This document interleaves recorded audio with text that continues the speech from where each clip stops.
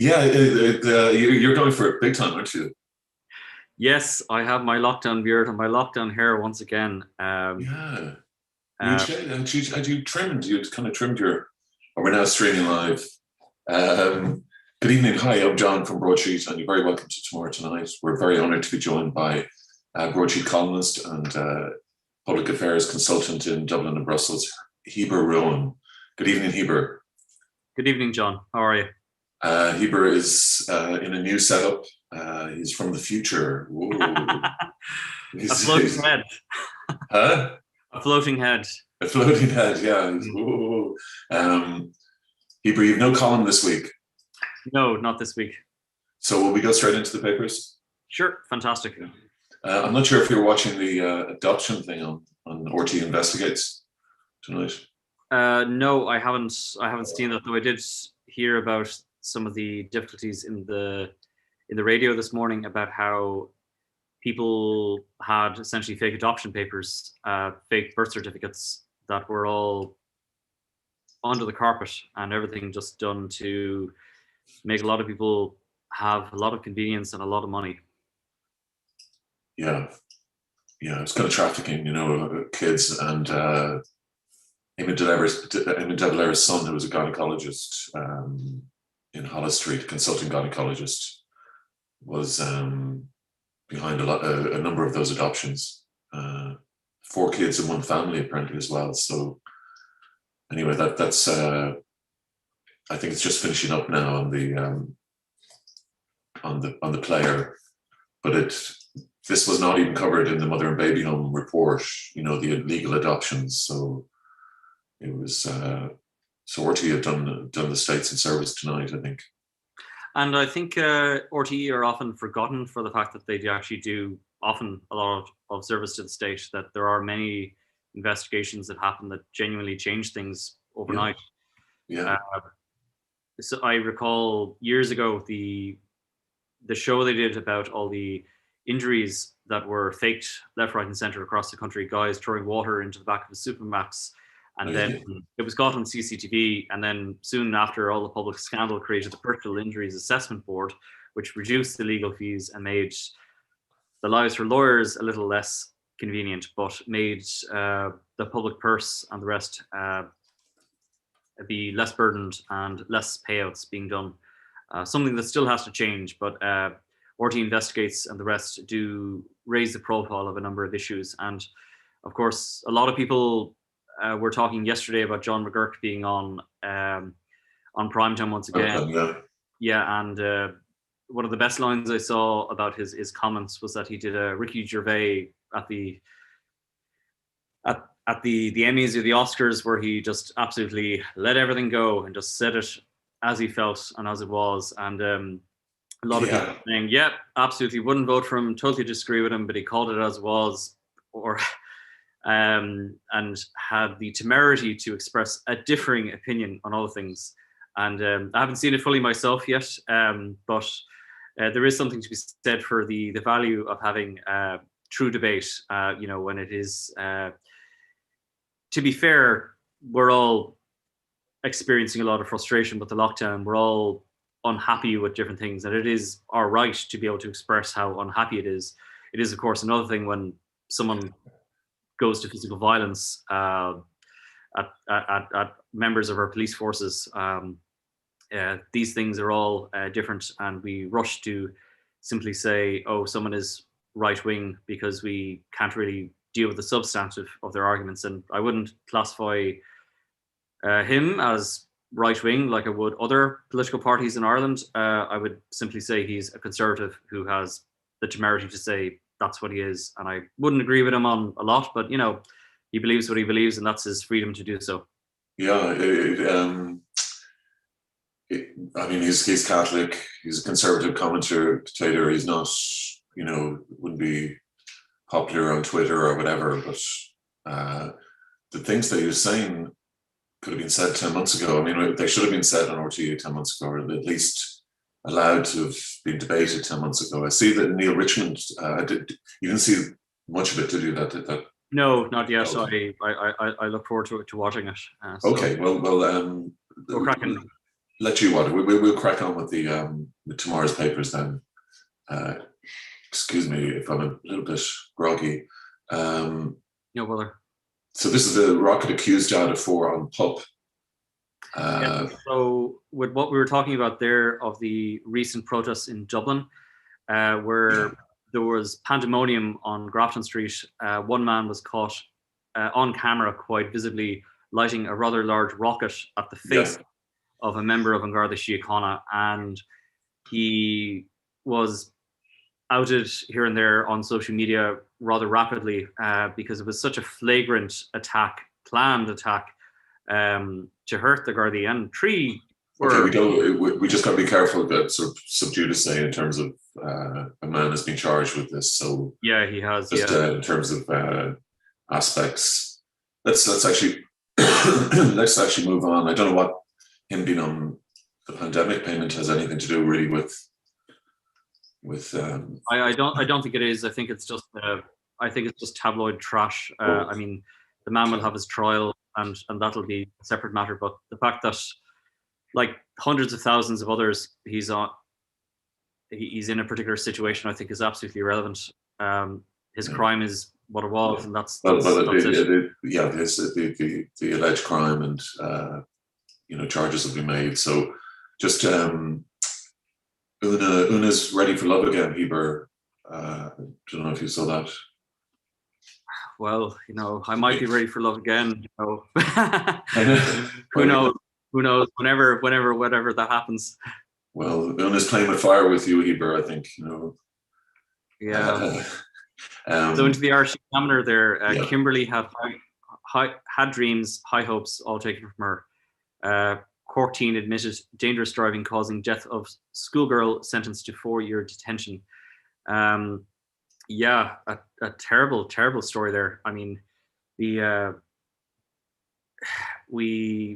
a lot of people just very, very frustrated and getting into awful situations. I mean, it is a really, really tragic story, but I thought the 4 years was quite obviously, to make an example of some kind, but just a lot for a teenager, Yeah, it's a lot. I mean, of course, there will be likely some mitigation of the sentence in practice by the new schemes that come in where non-violent offenders have a portion of their sentence reduced, time served already in jail, that kind of thing. Probation does take effect, but yeah, it's a big sentence, and I mean that's a massive impact. A year is no joke. 4 years, that's life changing. That is really, really life changing.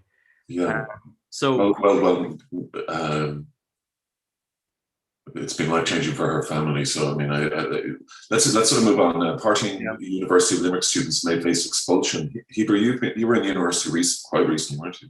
No, well, I've spent many years in university over the years, but it's been 2014. Okay, that's pretty recent for me. I was a full-time student, so it's been a while. But would you have expelled these pupils? Would you these guys partying in Limerick? If I was the university authorities, there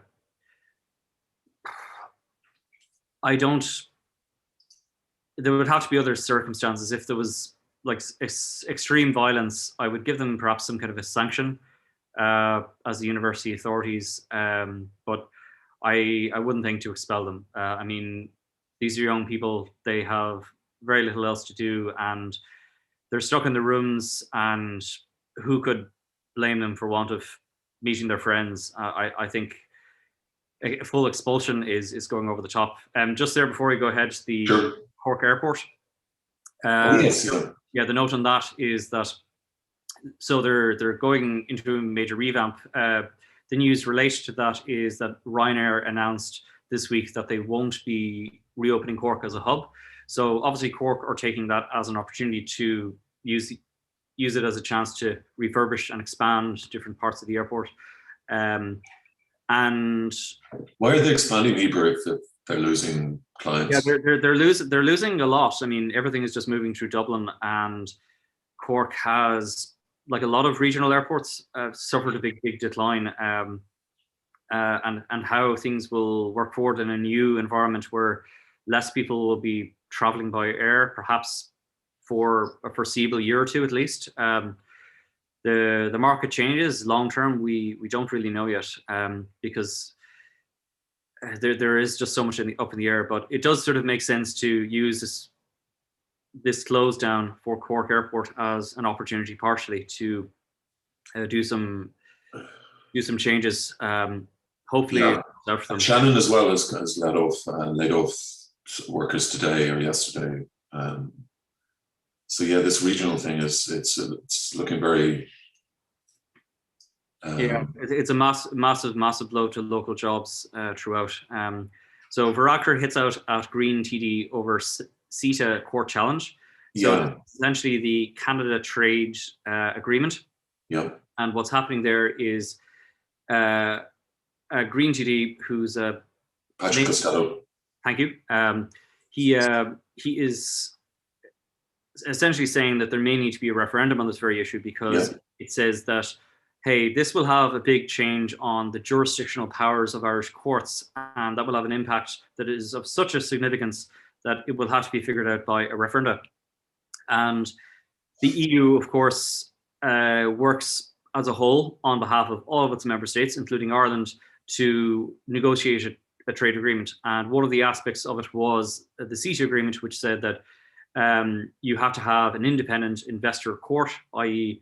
an opportunity for a company that's been hurt by some public policy taken by some party of this agreement, that the profits may go down. So that's a big problem when, say, we want to do something like reduce carbon emissions by having taxes on heavily emitting companies. Say Volkswagen type thing, they have a very bad car and continue to push that forward. Public policy passed by law in the National Parliament says, no, that's a bad thing. So there would have to be millions potentially given in this kind of court investment. And there's a lot of genuine debate about that. Yeah. Can I ask you, Heber, sorry, just on this, the CETA, has it changed? Because Eamon Ryan was totally against it and now he's for it, but he said, I'm for it because they made some modifications, but I couldn't find those. I'm not sure about that. And I think just like we had a lot of possible agreements, that came around the debate of the Nice Treaty at the time. There may be some side sort of agreements to assuage certain aspects, but I'm not sure, and I'm not fully au fait with every aspect of it. But the brass tacks is that CETA only comes into force until all of the member states of Europe sign up to it. And it won't actually take legal effect until that actually happens. We need to sign up to it fully. So the treaty could still fail. So it wouldn't just be perhaps Ireland, another country could say no to it and then it falls, which would mean, several wasted years in terms of negotiations and everything. But if it doesn't have agreement between all the parties concerned, then nothing's agreed till everything is agreed. Yeah. Well, I mean, there's enormous opposition, but a lot of that opposition came from Eamon Ryan and the Greens. Now it's like, power changes your opinions about a lot of things very, very fast. Well, we got Dan on tomorrow night, and I think his column is actually he touches on it tomorrow because it's maybe you'll address those sort of the modifications or whatever changed their mind. So Davy Boss forced to apologise for deal. Yeah. This was a case whereby senior management, junior management in Davy, the trading firm, had some bad practices and actions where they misused client funds. They've apologized. People have been apparently sanctioned, and some people named. But even on Morning Ireland today, the various people who were named in certain papers weren't actually named by the minister or in any further sort of statements. This produced a lot of anger online that Ireland isn't taking white collar crime seriously, that we're not actually having the perp walk type thing where we essentially are saying that we haven't learned from the mistakes of the banking crisis of 2011, that we haven't seen a real severe realization that, okay, people have done wrong. They have taken crimes to the effect of millions, potential crimes.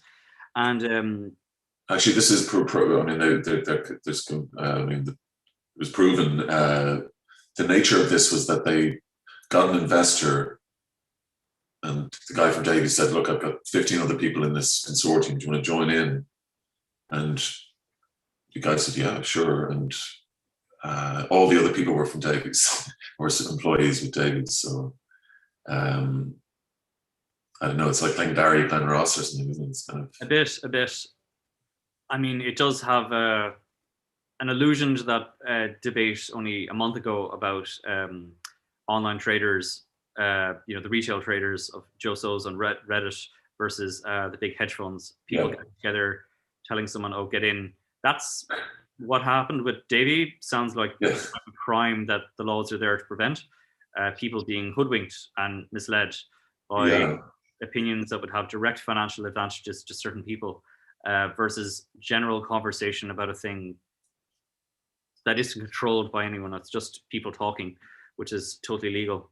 Yeah, and the irony today that Goodbody stockbrokers got their deal plus bonuses for the guys in Goodbodies. That breached sort of state pay, post crash. Oh yes. Pay limits. So good week for the stockbrokers, I guess. Yeah, indeed.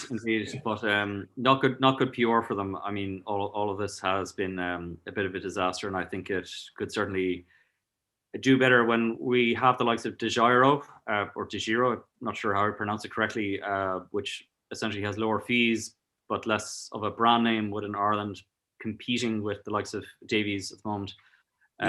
So the consumer market for such kind of trading houses who do such a broad suite of investments like life insurance, pensions, all the rest, it is under competition now, and it is diminishing, and what's happened there won't help them long term, I think. No. So like a Weekender, which is your local paper, Heber, there's a green light for a new super value. Hooray. Trevor Curry has been given the go-ahead. Were you against that project? Or personally, no. No? Is it something good for the area? They don't have a big supermarket of their own, but it certainly will help. What about all the local shop? The town featured in Normal People. Oh, right. Yes. Trevor Curry is. Yes. Okay. But what about all the small shops? Will they suffer probably?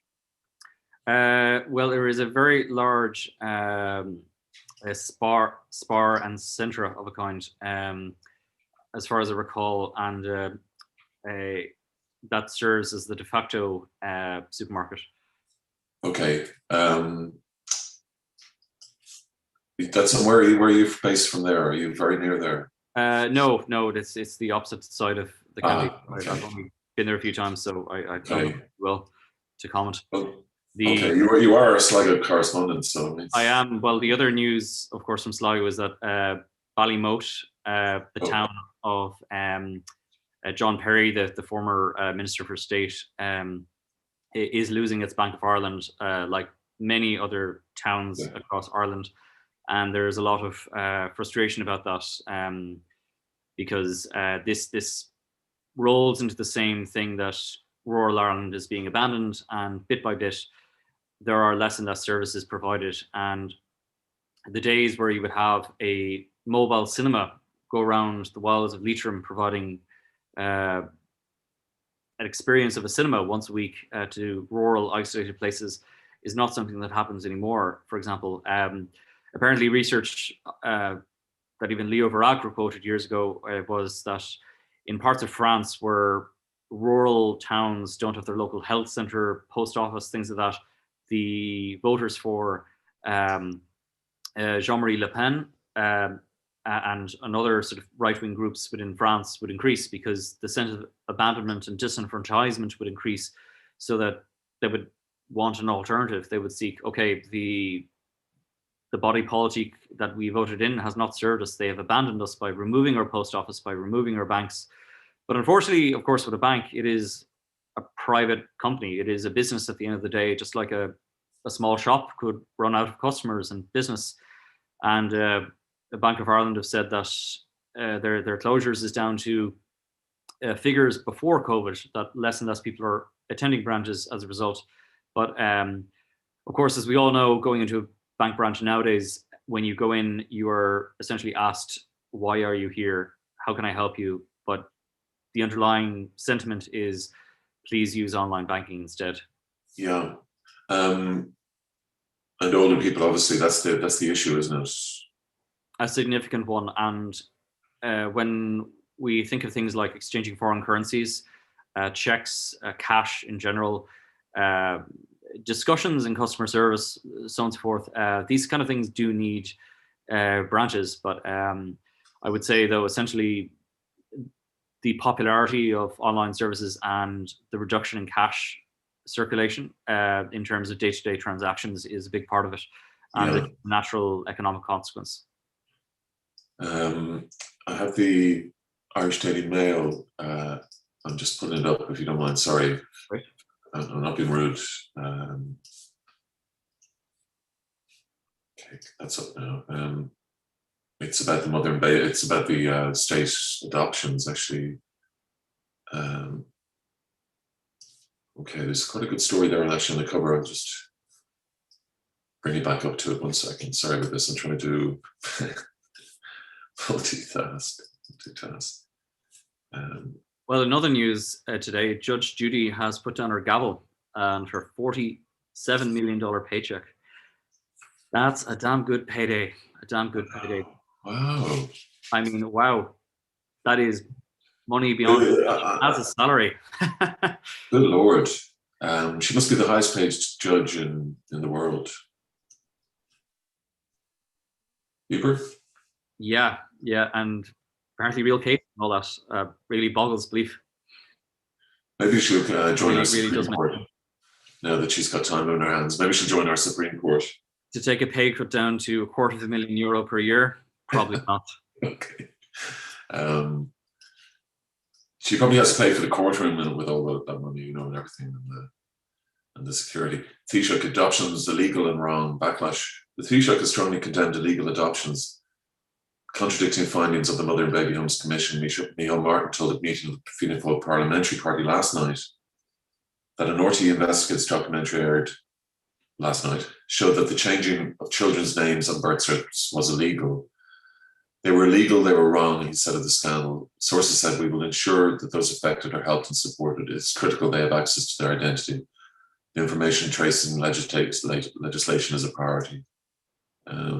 We often forget the importance of a birth cert. In a lot of the developing world, for example, people are living their years and years without a birth cert, and that does things like allow them to end. If you don't have proof of your age, you are locked out of many things. You might be able to get a bank account, start some kind of insurance on your business if you want to start it, a passport, prevent your life being just taken asunder by others who want to abuse you. A birth cert is a very, very valuable document. It is your foothold on the world, and an abuse of that is an absolutely scandalous thing, and it's a reminder of the past we would like to all forget that this country has lived through for so long, and hopefully we will learn from this going forward in the future, that we will have some semblance of responsibility, that people can't just screw around. Yeah, well, I mean, we go through these, we go through these kind of regular, well, not regular, but yearly contractions, when one of these shows comes out, one of these programs comes out, but it's a few days later, it's kind of forgotten, and they're sort of, don't be making such a big fuss. Well, maybe I feel that in the lockdown, a lot of people have been doing research online, and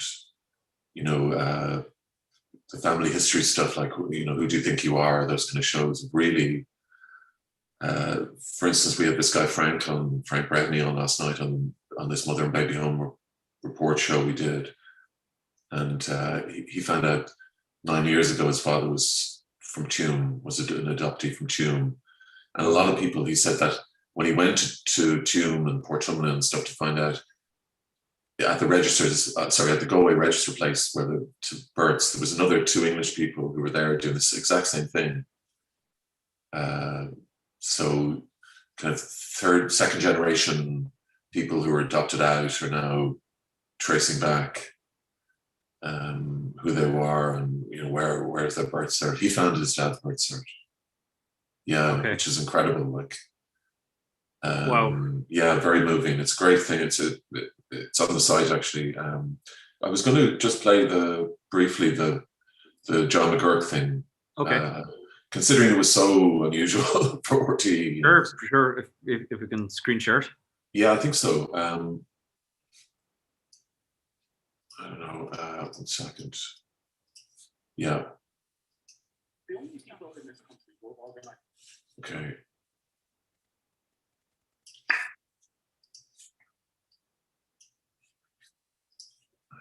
Okay. Can you see that? I can. Are the people with nothing left to lose? Do you know what? No, hold on a second. Let me make the point. Let me make the point.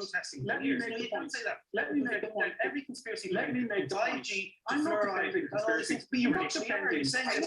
So just to stop there, Neil Richmond comes in and sort of says this is the 5G, your fluoride and all that, which is the kind of reaction if you sort of say, look, I'm anti-mask. Oh, you must be, you know, or in with the bad water.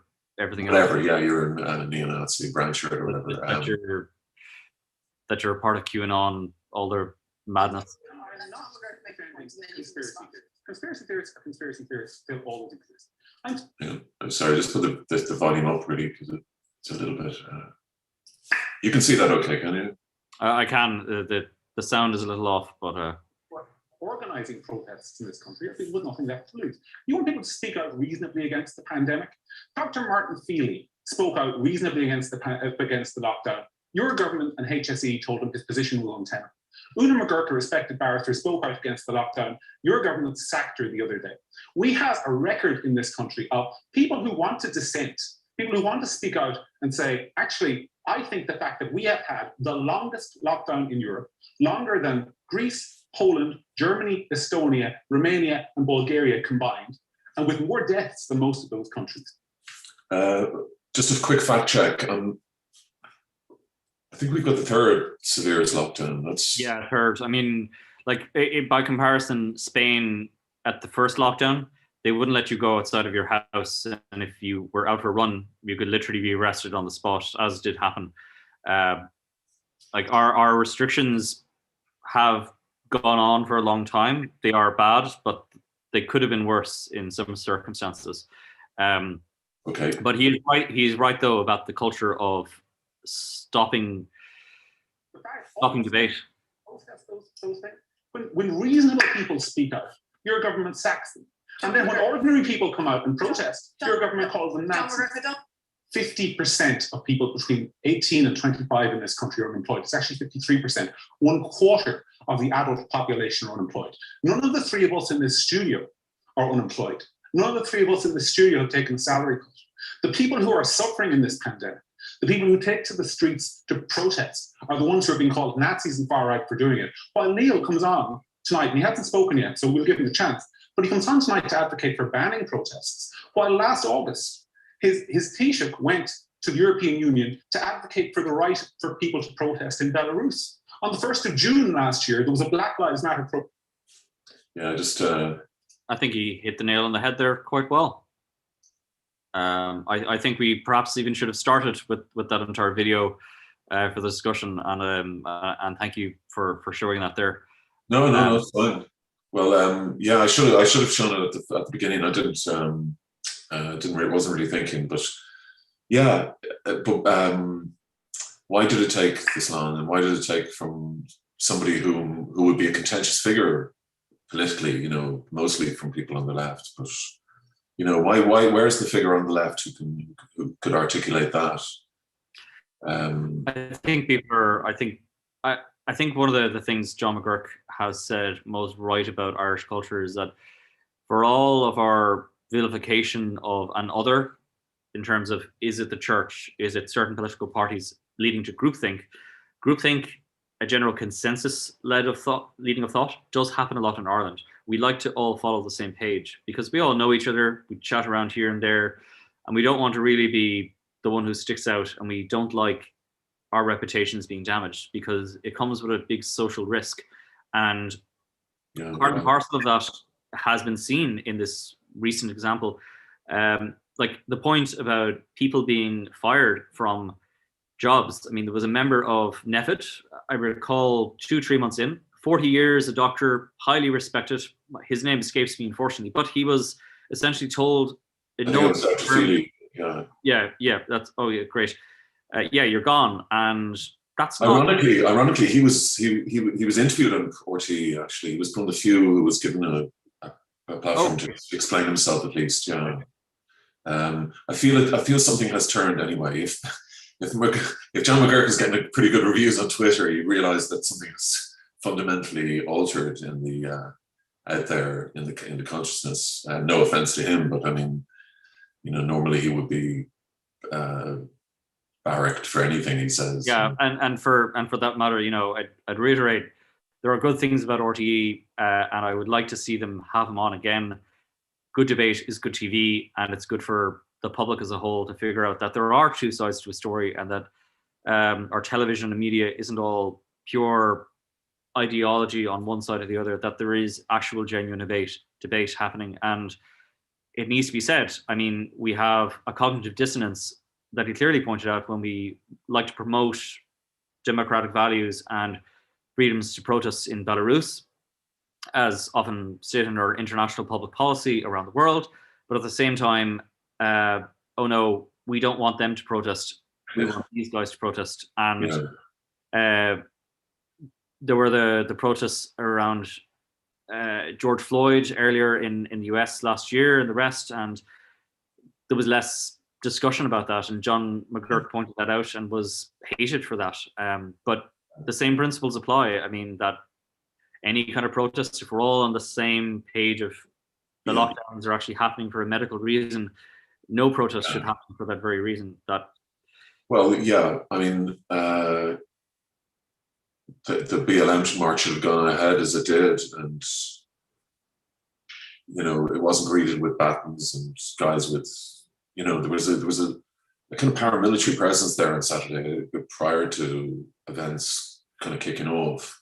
It was just the flanks of Garda, and I know they were getting a lot of dogs abuse, but there's a lot of weird controlled opposition out there. Some of these, I know a guy who went to the protest. He didn't even know that encounter had happened on Grafton Street. He walked on to GPO with the crowd and everything and wasn't aware of that. He said it was almost kind of separate from it. And he felt it was really hijacked, the event. Now who these actors were? Yeah. Were they? Like, sorry, Heber, you frozen on me, Heber? Can you hear me? Yeah, you broke up there a little. You broke up there a little. Am I back? You're kind of back, yeah. You're freezing up a little. Am I back now? You're back, yeah. Okay. What I was going to say was, when you have a riot, the guards have a bit of a science about how they actually break it up. They look for certain instigators within the crowd, and often that's all it takes. You have one person who basically shouts,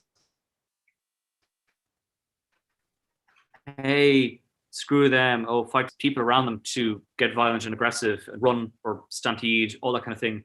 And then, so to avoid going at everyone all the time, which they wouldn't win, who are the instigators. So, for example, certain people who had fireworks were the clear instigators who planned out, okay, we're going to do this, we're going to do that, and we're thinking, let's just stir things up and have a lot of, Yeah. So Provocative kind of behavior. yeah. So the thing is, someone could, for example, just be walking by that street without even thinking that they were even just part of a protest for like the 20 seconds you're walking down the street. But if someone is looking from afar and thinking, oh, there's a lot of people in the streets today, they might be counted in it. And then lo and behold, everything just wraps up as people just amass together, and confusion and pandemonium break loose, and one thing gets bad after the other. So this is the real danger, and this is why such kind of protests are, bad after bad. Okay. Finally, actually, I'll just go to the star, just to end on a light note, as hopefully the star can provide something. Well, we're not going to say anything about the UK budget. Yeah, we're a little bit running out of time, but yeah, of course, please, you rattle away there, Heber. I'll just well, essentially, so the UK is going to have the biggest contraction of their economy in 300 years as a result of COVID and Brexit. It is a significant downturn on everything. They're looking at a 4% growth forecast for the next year, which is still something, but significantly down. They are increasing the corporation tax considerably. Though what really struck me out from looking at just at least the headlines, they're increasing the free ports, which are basically tax-free zones you can trade anything at. Art, gold, valuables, famously shown to the world in the film the Christopher Nolan film, Tip My Tongue, the one where they all go backwards. Oh, Intermission? No. Anyways, so Rishikesh, the UK finance minister, is moving forward with extending the stamp duty on purchases, which strikes me as a little odd because you want to essentially just get more money in, and they have only moderate increases in tax in other areas. But for all things considered, given that this is a conservative government, the economic contraction on personal taxes with the end of a lot of personal tax credits will be really, really significant. And this will have a big, big impact as they essentially say, well, we have to pay for COVID somehow. Oh, and Brexit. Let's never forget Brexit. God, no. I found the star, and it's a royal cover. But I just wanted, I think it's a fantastic competition. Win a year's supply of dog food. Incredible prize. Unhappy families, the royal family. Are you at all interested, Heber? And you're kind of like you're not unlike Harry in your mien. You know. Do you have any thoughts on that? Well, I'm not. Well, I did have a column before about The Crown. Yeah, you did. And you enjoyed it. A passing interest in their affairs. We all do like a bit of gossip in some ways. The main thing is that she is expecting a child now, the princess, and because she is of a different variety to the rest, she is vilified by many people. And the fact that they want to go away from the limelight, not have a repeat of Diana, and to have some semblance of her private life goes against the very nature of the royal life, that you had to be in the public, that you are the focus of so much attention and scandal. Yeah.